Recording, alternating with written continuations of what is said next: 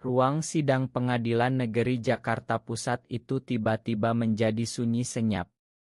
Pak Hari berdiri tegak di kursi saksi, suaranya bergetar namun tegas, "Yang mulia, putra saya bukan penjahat.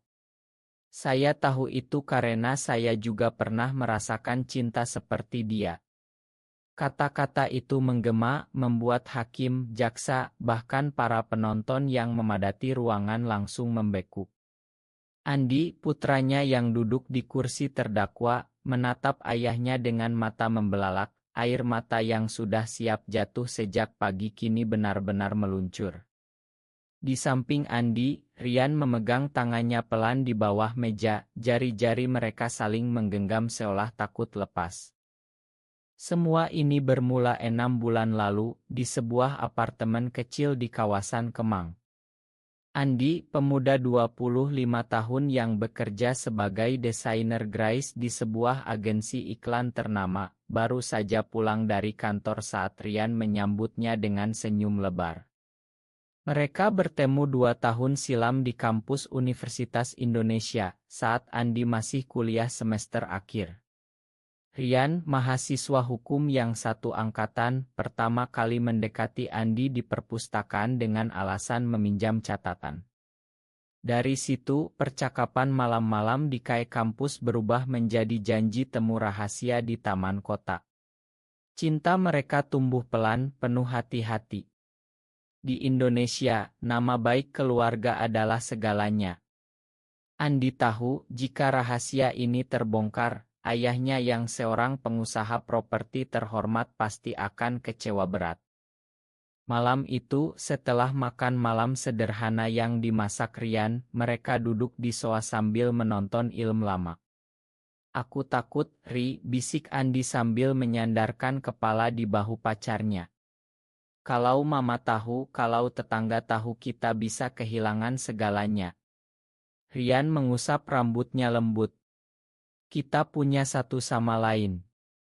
Itu cukup, kan?" Jawaban itu selalu membuat Andi tenang, tapi malam ini rasa takutnya lebih besar. Beberapa hari sebelumnya, seorang tetangga di kompleks apartemen melihat mereka berpelukan di balkon. Gosip mulai beredar pelan di grup WhatsApp. Andi berusaha mengabaikannya, tapi dalam hati ia tahu badai sedang mendekat. Keesokan harinya, saat Andi sedang meeting di kantor, telepon dari ibunya berdering. Suara mama terdengar gemetar. "Andi, pulang sekarang. Ada polisi di rumah. Mereka bilang kamu ditangkap karena perbuatan tidak senonoh." Dunia Andi seketika gelap. Ia buru-buru pulang, dan di depan pintu apartemen sudah ada 2 petugas dari Satpol bersama beberapa warga. Mereka membawa surat perintah raya berdasarkan laporan masyarakat tentang pasangan sesama jenis yang tinggal bersama. Rian yang kebetulan sedang di sana ikut dibawa. Malam itu, keduanya ditahan di kantor polisi setempat. Berita menyebar cepat di media sosial. "Anak pengusaha terkenal tertangkap kasus moral," begitu judul beritanya. Di ruang tahanan, Andi duduk bersandar di dinding dingin, pikirannya berputar-putar. Ia ingat saat kecil, ayahnya selalu mengajarinya untuk menjadi pria sejati. Pak Hari jarang tersenyum, selalu sibuk dengan proyek bangunan di seluruh Jabodetabek. Andi tak pernah melihat ayahnya menangis, bahkan saat kakek meninggal. Kini Andi bertanya-tanya, apakah ayahnya akan datang menjenguk? Atau justru akan memalingkan muka? Rian di sel sebelah berusaha menghibur lewat dinding pembatas. "Kita akan lewati ini bersama, Di. Percaya padaku." Suara Rian yang tenang itu menjadi satu-satunya cahaya di kegelapan. Proses hukum berjalan lambat. Jaksa menuntut Andi dan Rian dengan pasal kesusilaan daerah yang masih berlaku di beberapa wilayah Jakarta. Keluarga Andi terpecah.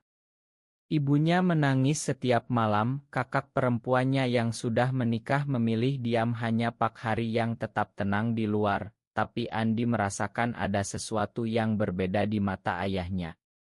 Seolah ada rahasia besar yang selama ini disembunyikan. Sidang pertama dijadwalkan 2 minggu kemudian. Andi takut, tapi ia juga mulai belajar menerima dirinya. Pertemuan dengan pengacara yang direkomendasikan Rian membuka matanya bahwa cinta bukanlah kejahatan. Di ruang tunggu pengadilan hari ini, sebelum sidang dimulai, Andi sempat berbisik pada Rian, "Apapun yang terjadi, aku mencintaimu." Rian tersenyum tipis. "Aku juga." Saat hakim memanggil saksi pertama, tak ada yang menduga Pak Hari akan bangkit dari kursi penonton. Tubuhnya yang tinggi tegap, rambutnya yang sudah beruban di pelipis, dan jas hitam yang selalu rapi membuat semua orang terkejut. Ia berjalan ke kursi saksi dengan langkah mantap. Andi menahan napas. Apa yang akan ayahnya katakan? Apakah ia akan membela atau justru menyangkal putranya? Udara di ruangan terasa berat, seperti sebelum badai. Pak Hari mengangkat tangan untuk bersumpah, matanya bertemu dengan mata Andi sebentar. Di sana Andi melihat sesuatu yang tak pernah ia lihat sebelumnya, kelembutan, penyesalan, dan tekad yang kuat. "Yang mulia, izinkan saya berbicara sebagai ayah sekaligus sebagai manusia," kata Pak Hari dengan suara yang mulai stabil. Hakim mengangguk pelan, jaksa mengerutkan kening. Andi merasakan jantungnya berdegup kencang. Pak Hari menarik napas dalam, lalu mulai bercerita. Tapi sebelum itu, pikiran Andi melayang kembali ke masa kecilnya di rumah besar di Menteng. Dulu ayahnya adalah pahlawan. Setiap pagi sebelum berangkat ke kantor, Pak Hari akan menepuk bahu Andi dan berkata, "Jadi pria yang kuat, nak." Kata-kata itu terasa berat sekarang. Kuat seperti apa? Menyembunyikan siapa diri kita sebenarnya. Pak Hari melanjutkan kesaksiannya. "Saya tahu betul apa yang dirasakan anak saya. Karena 25 tahun lalu, saya juga pernah mencintai seorang pria." Ruangan langsung riuh rendah. Beberapa penonton menutup mulut, ibu Andi yang duduk di belakang hampir pingsan. Andi sendiri merasa dunia berputar. Ayahnya, yang selalu tampak sempurna, yang menikah dengan ibunya selama 30 tahun, yang punya 2 anak. Pak Hari tak berhenti. Ia bercerita tentang masa kuliahnya di Bandung. Saat itu ia bernama Hari Wijaya, mahasiswa teknik sipil yang jatuh cinta pada teman sekamarnya, seorang pemuda bernama Surya. Mereka saling menyayangi secara diam-diam selama 3 tahun. Jalan-jalan malam di Dago, berbagi mimpi di kamar kos, bahkan merencanakan masa depan bersama. Tapi tekanan keluarga besar tak bisa dihindari. Kakek nenek Pak Hari mengancam akan mencabut warisan jika ia tak menikah dengan gadis pilihan mereka. "Saya memilih jalan aman," kata Pak Hari, suaranya pecah. "Saya meninggalkan Surya, menikah dengan Ibu Andi, dan membangun keluarga ini. Setiap hari saya hidup dengan rasa bersalah. Saya melihat Andi tumbuh, dan saya tahu ia mirip dengan saya dulu. Tapi saya tak berani bicara. Saya takut ia akan menderita seperti saya." Air mata jatuh di pipi Pak Hari yang keras. Andi tak bisa menahan isakannya. Rian memeluk bahunya pelan. Di luar ruangan, wartawan sudah berkerumun. Berita ini akan meledak besok pagi. Tapi di dalam, hakim meminta ketenangan. Pak Hari melanjutkan, "Cinta bukanlah pilihan, yang mulia. Ini adalah bagian dari siapa kita. Jika saya dulu punya keberanian, mungkin hidup saya berbeda. Hari ini saya tak mau putra saya mengulangi kesalahan saya. Saya minta pengadilan membebaskannya. Karena mencintai bukan kejahatan. Sidang ditunda untuk istirahat. Di ruang keluarga, Ibu Andi memeluk suaminya untuk pertama kalinya setelah bertahun-tahun dengan penuh pengertian. "Kenapa tak pernah bilang, Mas?" tanya ibunya pelan. Pak Hari hanya menggeleng. "Aku takut kehilangan kalian semua." Andi mendekat, memeluk ayahnya erat. "Terima kasih, Pak. Aku tak pernah tahu." Malam itu, di rumah saksi yang disediakan pengadilan, Andi dan Rian duduk berdua di teras. "Ayahmu luar biasa," kata Rian. Andi mengangguk. "Aku baru sadar, selama ini aku tak benar-benar mengenalnya." Mereka berbicara panjang tentang masa depan. Rian mengusulkan agar mereka pindah ke Bali setelah sidang selesai, tempat di mana komunitas lebih terbuka. Andi tersenyum untuk pertama kalinya dalam berminggu-minggu. Keesokan harinya, sidang dilanjutkan. Jaksa mencoba membantah kesaksian Pak Hari dengan membawa saksi ahli agama yang menekankan norma masyarakat Indonesia. Tapi pembelaan Pak Hari sudah merubah suasana. Beberapa juri terlihat terharu. Di luar pengadilan, demonstran pro dan kontra mulai berkumpul. Teman-teman Andi dari kampus datang memberi dukungan, membawa spanduk "Cinta Bukan Kejahatan".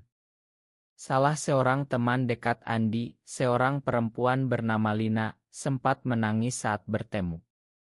"Aku tak pernah tahu kamu sembunyikan ini, Di. Ma, aku tak bisa bantu lebih awal." Andi memeluknya. "Kamu sudah cukup dengan kehadiranmu hari ini." Sementara itu, di dalam hati Pak Hari, masa lalu kembali bergulir. Ia ingat saat terakhir bertemu Surya di stasiun kereta Bandung. Surya menangis, meminta ia tak pergi. Tapi Pak Hari memilih keluarga. Kini, melihat Andi dan Rian, ia merasa telah menebus kesalahan itu. Malam sebelum sidang kedua, Pak Hari duduk berdua dengan Andi di kamar hotel. "Pak, kenapa Pak berani sekarang?" tanya Andi. Pak Hari tersenyum tipis. "Karena aku tak mau kamu hidup dengan penyesalan seperti aku. Kamu lebih berani dari aku dulu, Nak." Kata-kata itu menyembuhkan luka bertahun-tahun di hati Andi. Ia akhirnya merasa diterima sepenuhnya. Sidang memasuki hari ketiga. Jaksa memanggil tetangga yang melaporkan Andi dan Rian. Wanita paruh baya itu bercerita dengan nada jijik tentang dua pria yang hidup seperti suami istri. Ruangan kembali tegang. Andi menunduk, tapi Rian memegang tangannya lebih erat. Pak Hari duduk di bangku saksi cadangan, matanya tak lepas dari putranya. Ia tahu ini saatnya untuk melawan. Saat giliran pembelaan, pengacara Andi meminta Pak Hari kembali bersaksi. Kali ini, Pak Hari membawa bukti lama, foto hitam putih dirinya dan Surya di kampus dulu. "Ini bukti bahwa cinta seperti ini sudah ada sejak lama," katanya. "Dan saya hidup bahagia dengan istri saya meski rahasia ini. Artinya, kita bisa hidup normal." Berita tentang kesaksian Pak Hari sudah menyebar ke seluruh Indonesia. Media nasional memberitakan pengusaha sukses akui identitas gay di pengadilan. Beberapa rekan bisnis Pak Hari menelepon, ada yang mendukung, ada yang menjauhi. Tapi Pak Hari tak peduli. Ia merasa bebas untuk pertama kalinya. Malam itu, keluarga kecil mereka berkumpul di rumah Menteng. Ibu Andi memasak makanan kesukaan suaminya. "Aku tak marah, Mas," katanya sambil menyuapi Pak Hari. "Aku hanya sedih kamu simpan sendiri selama ini." Kakak Andi datang dengan suaminya, membawa bunga untuk Rian. Selamat datang di keluarga kita, katanya pelan. Rian tersenyum, matanya berkaca-kaca. Andi mulai melihat perubahan dalam dirinya.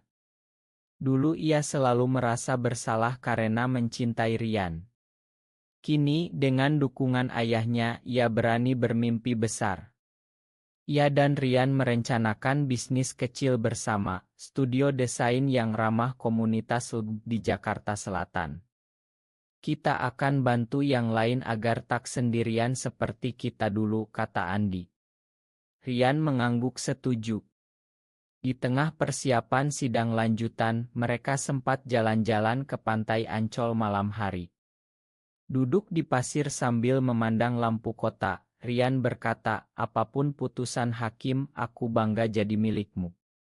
Andi mencium keningnya pelan. Aku juga. Kembali ke sidang, hari keempat menjadi penentu. Jaksa menghadirkan saksi yang mengklaim perilaku Andi merusak moral bangsa. Tapi Pak Hari berdiri lagi. Moral yang mana? Moral yang membuat anak muda bunuh diri karena tak diterima keluarga. Atau moral yang mengajarkan kita untuk mencintai tanpa syarat. Kata-katanya menusuk hati banyak orang. Beberapa juri mengangguk pelan. Di luar, demonstrasi semakin besar. Kelompok pendukung hak asasi manusia datang membawa spanduk bertuliskan nama Andi. Lina dan teman-teman kampus ikut serta. Andi merasa tak lagi sendiri. Pak Hari mulai terbuka dengan keluarganya. Ia cerita tentang Surya yang kini tinggal di Singapura dan sudah menikah dengan perempuan. Kami masih bertukar kabar lewat email, katanya. Tapi aku memilih kalian. Andi memeluk ayahnya lagi. Pak, kamu tak perlu pilih lagi. Kita semua bisa bahagia dengan siapa kita sebenarnya. Malam itu untuk pertama kalinya setelah bertahun-tahun, Pak Hari tidur nyenyak tanpa beban. Ia bangun pagi dengan senyum, siap menghadapi hari terakhir sidang. Hari terakhir sidang tiba. Ruangan penuh sesak. Wartawan dari berbagai stasiun televisi sudah menunggu di luar.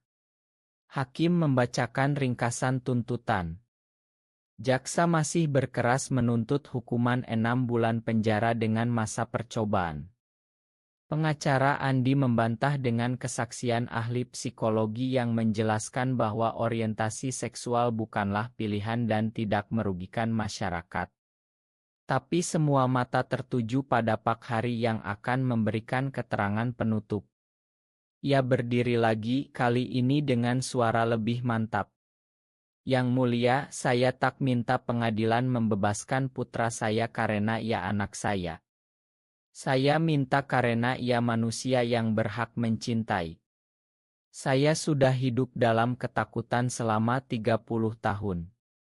Jangan biarkan Andi menjalani hal yang sama. Ruangan hening total. Hakim mengetuk palu. Sidang ditunda untuk musyawarah. Selama menunggu, Andi, Rian, dan Pak Hari duduk bersama di ruang tunggu. Pak Hari bercerita lebih detail tentang masa mudanya. Surya adalah cinta pertama saya. Kami pernah merencanakan kabur ke luar negeri. Tapi saya takut. Kini saya menyesal.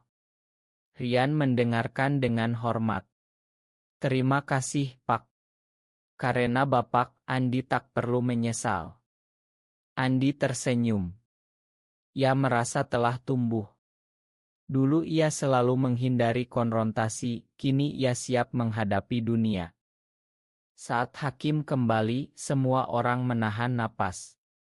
Pengadilan memutuskan membebaskan terdakwa dari segala tuntutan. Kasus ini bukan ranah pidana. Tepuk tangan meledak di ruangan. Andi memeluk Rian erat, lalu berlari memeluk ayahnya. Pak Hari menangis tanpa malu. Di luar, wartawan mengerubungi mereka. Pak Hari berbicara di depan kamera. Saya harap cerita ini membuka mata banyak orang tua di Indonesia. Anak kita butuh penerimaan, bukan penghakiman. Malam itu, keluarga merayakan di rumah. Ibu Andi memeluk Rian seperti anak sendiri. Kamu bagian dari kami sekarang. Tapi perjalanan belum selesai. Beberapa rekan bisnis Pak Hari menarik diri dari proyek.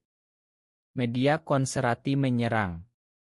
Andi dan Rian memutuskan pindah sementara ke rumah kecil di Bogor untuk menenangkan diri. Di sana, mereka mulai membangun studio desain. Andi sering mengobrol panjang dengan ayahnya lewat telepon. "Pak, aku bangga jadi anakmu." Pak Hari menjawab, "Aku juga baru belajar bangga jadi diriku sendiri." Bulan-bulan berikutnya menjadi masa pertumbuhan bagi semua. Pak Hari mulai aktif di komunitas orang tua dengan anak melalui forum daring. Ia bercerita pengalamannya tanpa takut.